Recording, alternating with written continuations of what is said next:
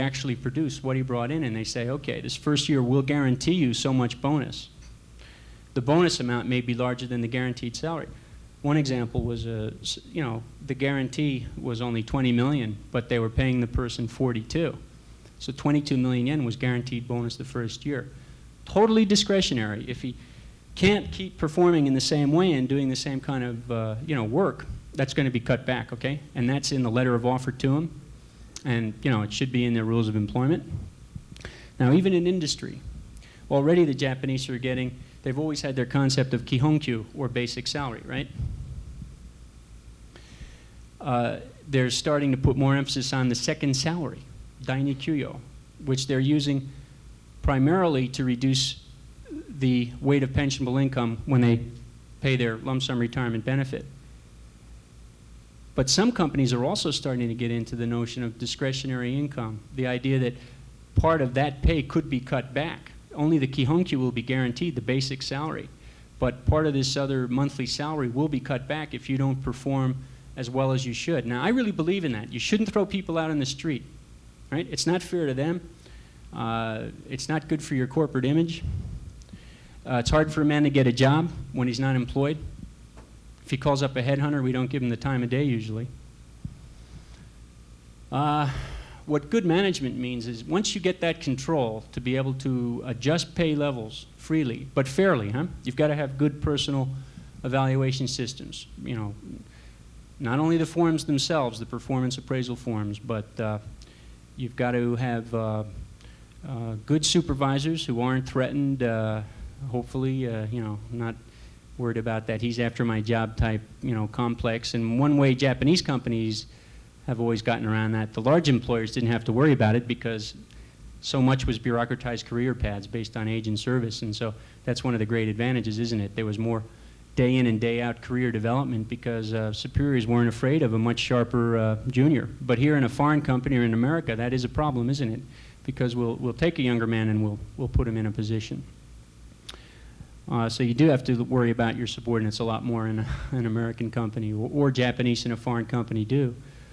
Should Western companies check into the background a little bit of the Japanese employee? Sometimes you're getting a very good candidate who may be the son of a very wealthy man who may be using your company as his training ground, as happens in Hong Kong with the Chinese. Does that happen here in Japan?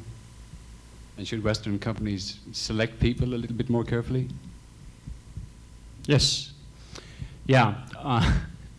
There have been some horror stories on that. There have even been some cases where a guy went into a foreign company, to learn how they do it and learn the technology, and his seat was assured back at the head office. Okay, and I know this for a fact in this one particular company because I had a part-time secretary who worked over there, and that guy was so highly thought of. Yet he was going into this other company, and it was to really learn that industry and to be able to diversify into that product area, and then to go back to the company. So you've got to be careful. Americans tend to be very naive. Very naive. We think that we can run operations in a foreign country, say like Japan sometimes, without having an American on the scene.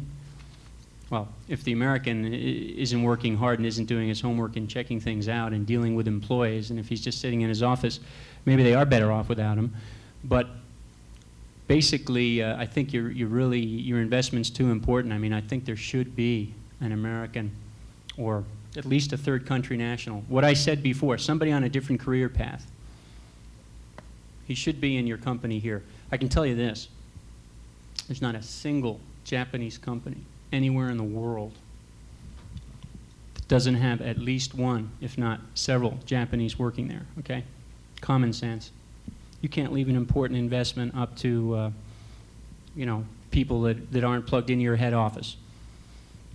And, I mean, look, this is a fairly, I know that there could be strong feelings on this, but I think that it makes sense. It doesn't have to be the president, right? He doesn't have to be the president, but there should be a guy to look at financials maybe, a young, aggressive, individual here or who also knows about marketing. There should be somebody here, you know, to talk with, to keep an eye on things. And it's not healthy to leave an operation totally up to local nationals. And, you know, I mean, IBM, that's public knowledge. And they've never been a client. I don't know anything about them. But if you look at something like that, I mean, it's a great company and all, but the great thing that we always talked about was, there's not a single foreigner in IBM Japan, huh? Not a single blue-eyed person there. And we all said, you know, that's great and IBM can do it. But, you know, there reached a certain point where there were some within the company, or certainly there were as many as 482, or was it 530 outside the company, and then the Japanese employees look at that and they wonder what's happening. And, you know, this is just my own speculation. I don't think that is such a healthy situation, though. It's better to have balance from the beginning. It's better not to have dramatic change. It's better to have a healthy balance. Have some expatriates here and also have, you know, some really good Japanese here. Now, on investigations, how does that work? It's called koshinjo, which just means investigative agency. It can cost anywhere from 60 to 150,000 yen, perhaps more for a detailed investigation. I can tell you this, when my wife joined her bank, she was only 22 years old, but the school officials were investigated. You know, they asked about her with the school officials. They asked the doctor nearby. They asked a restaurant nearby. They actually had a guy, you know, a lot of them wear white shoes, blue slacks, white shoes, white socks. And they walk around and, you know, they ask a lot of questions. And I mean, TMT, we've been investigated many times. I figure usually it's just competitors trying to figure out what we're doing. But they'll never tell you who they are, where they came from. They'll just say, what they say is that a customer wants to figure out, you know, whether or not they want to do business with you, you know. So they're sending somebody to check in. I've never believed that, you know. I think a customer should just call me up and come and ask me. So I don't know what that is, but there's a whole sub-world here. There's a big industry of investigators. I mean, every time a major company hires somebody, they use an investigator. Now, one other thing should be said. You don't necessarily need it when you hire out of a top Japanese company, because if you know that the guy is a line bucho, huh, or a line kacho, and that he reports to these people and he's got this many subordinates under him, and he's always been there. He's been there 15 years, 20 years, right? And he's never hopped jobs and moved. You know how it is, there are some guys, the tap dancers, right? The tap dancers of the headhunting profession who change jobs every 3 to 5 years, just before people find out that, in fact, or guess that after he does leave, it doesn't make any difference anyway, or before people catch up with him, he moves on to the next one, right?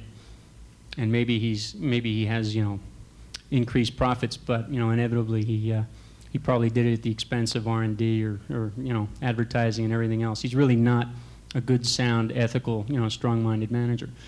Well, in the Japan, if that guy's always been there and he's got that position, you know that he's good, okay?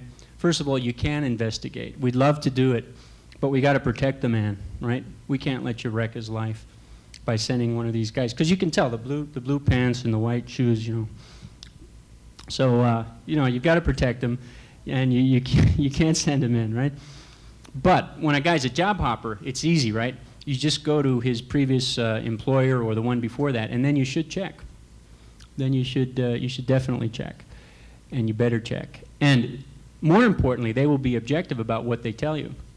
Never believe your best friend. If you play a Tokyo lawn and tennis with some guy, you know, and you think he's your friend, and he says, "Hey, you know, we got a pretty good guy here," or a headhunter brings that candidate to your friend, and then you ask your friend and you say, "You know, this is kind of embarrassing. We didn't ask for this, but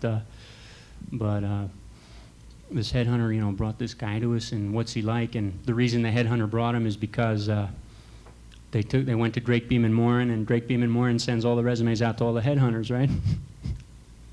So watch out for those. I mean, yeah. Anyway, you know, he's put up, and the guy will not be objective. If he's still on his payroll, he won't objectively evaluate him. Be careful. When he's no longer on the payroll, then the guy will be honest. But if he's got a problem in his company and the guy's costing him anywhere from 16 to 19, 20 million yen a year, or even if it's 11 million yen, he'll get rid of him. Because remember, the bottom line, you know, and the spotlight is on him. He's got to perform here. He's got to get rid of the guy. So casual relationship, you can't really trust him. And on your checks, it's only really objective when the guy is no longer employed at the other company. And another thing that works magic here is concept of survival. Now, one reason I think so many Japanese companies have success in using that, actually almost threatening employees, really keeping them on the go.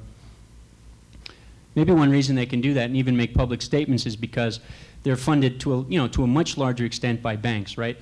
Rather than equity market financing. So they're not that concerned with what shareholders will perceive as their problem, but they will often say in a speech each year, they paint the worst picture at those New Year's shinenkais.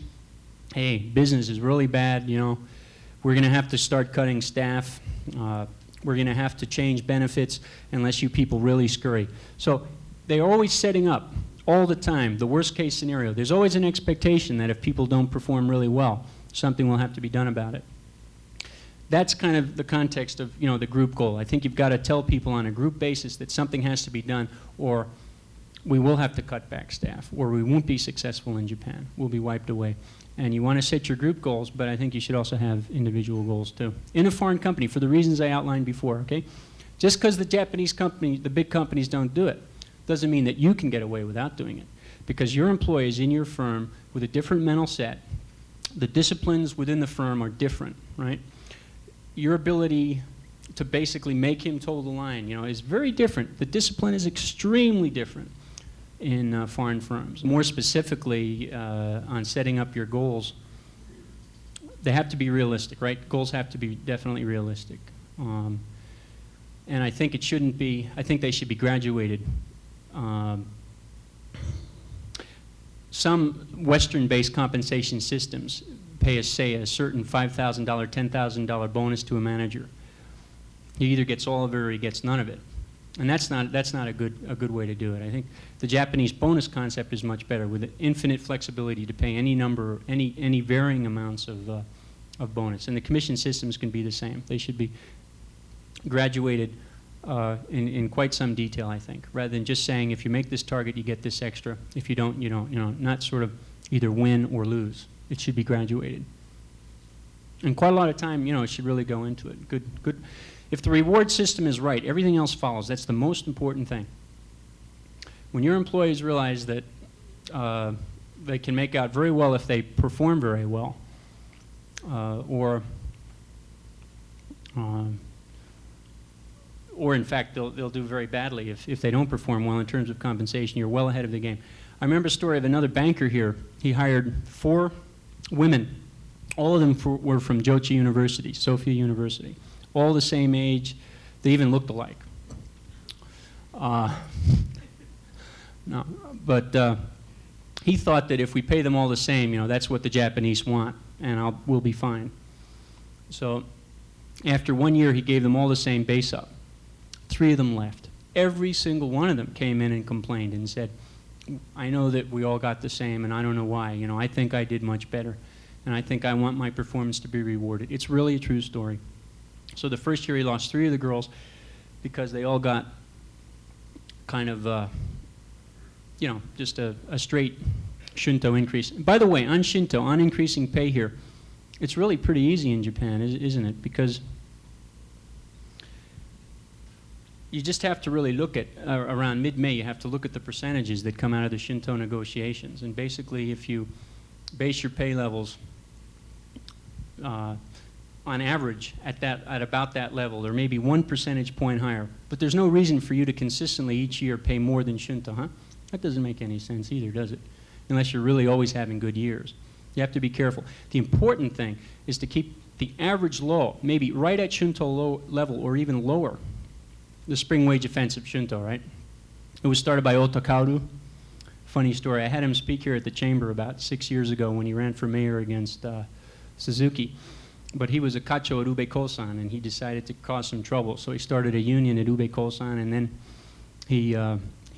Shunto was his concept. He got 8 industries together in 1955, and now all of Japanese labor is on board, pretty much. I mean, everybody. The thing is eliminated essentially collective action. So the role of the individual union in a company is almost non-existent. People don't really seriously negotiate within a given company. All they have to do is look at this non-government wage post guideline almost, which is set from moderate Dome and IMFJC unions. And if they basically get that level, they're happy, so it's quite easy. So you just pick that level, you multiply it times the number of employees and their salary levels, and you say that's the pie. And now you've got to just intelligently divide up the pie, right? Make sure that the good ones get more and the others get less. Or nothing, or freeze, and maybe we should also talk about pay cuts. Even when it's not in the rules of employment, we've been very successful with pay cuts. It's the path of less resistance than trying to terminate, right? If you know you can terminate and you won't have any problems, fine, terminate. We have clients often who say, hey, we got to get the guy out. No, we don't want to change the job. We don't want to have cut pay. He's got to be out. What he doesn't understand is that the Mary, Mary, quite contrary concept also works here. If the man believes that you're just as happy to have him in the company, he's more likely to actually leave. And then on top of that, when you're saying if you don't leave, if you leave, we'll give you a slight sweetener, but it should never be too great. The amount of money that you pay should never be too great, right? Why? Because it's rewarding the wrong behavior, right? It's saying that you can come into this company at too high of a salary, you can be a poor performer, and we'll pay you a lot of money to get you to leave.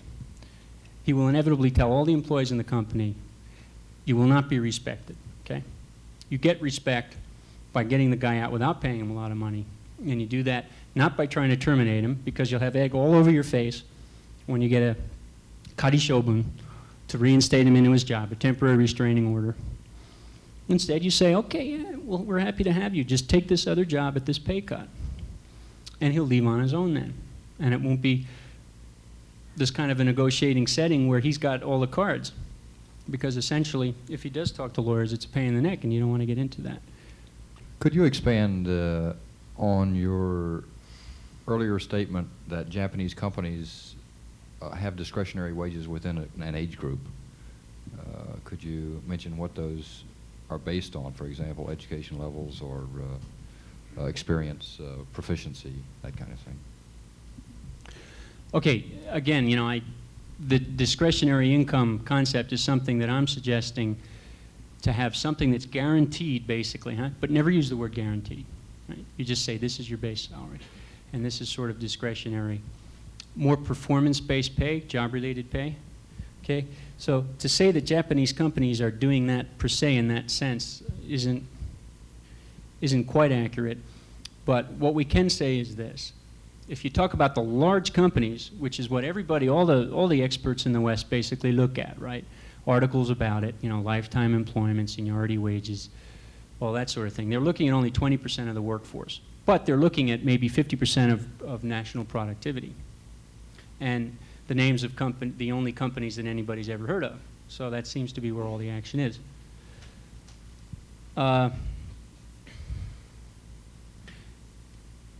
In those companies, traditionally up until about age 35, there really were not significant differences in pay level, okay? There really weren't, right? What they did was they rewarded people through informal recognition, which is a trick that you can use too. And the nice thing about it is it doesn't cost you anything, right? In other words, you can pat him on the back, you can give him the more difficult assignments. If the kacho or his boss isn't that competent, you can still keep him there, because it's always good to keep the old people there, especially if you have to make dramatic changes. It's always better to implement them through people that are already there, right? Get them on board. Let them know that they're still valuable. But you can give him the difficult assignments. You can send him abroad. You can make him feel, happy and so on. And then, he knows that he also has a good future in the company. So, but that's the large employers. And again, maybe the guy stayed there for other reasons. He had the Nomura Meishi or the Hitachi Meishi, and he could get better girlfriends that way and more of them, which is true. You get a better potential marriage partner, right? But in a smaller Japanese firm, I think what we just have to say, or what you will have to do in a multinational, is to say that we have job-related pay, performance pay. You know, whether you call it, Shoku no Q or whatever, doesn't really matter. And just tell a man, essentially, that you did well this year, we're going to increase that amount. But if you have the bonus, summer and winter bonus, it's much more convenient to just give it in that bonus, isn't it? Rather than to even tie it in with your regular monthly cash compensation. Or when you hire a man, we have one client in headhunting. He told our candidates flat out, these are all guys with MBAs. We had to get just MBAs, top-notch people.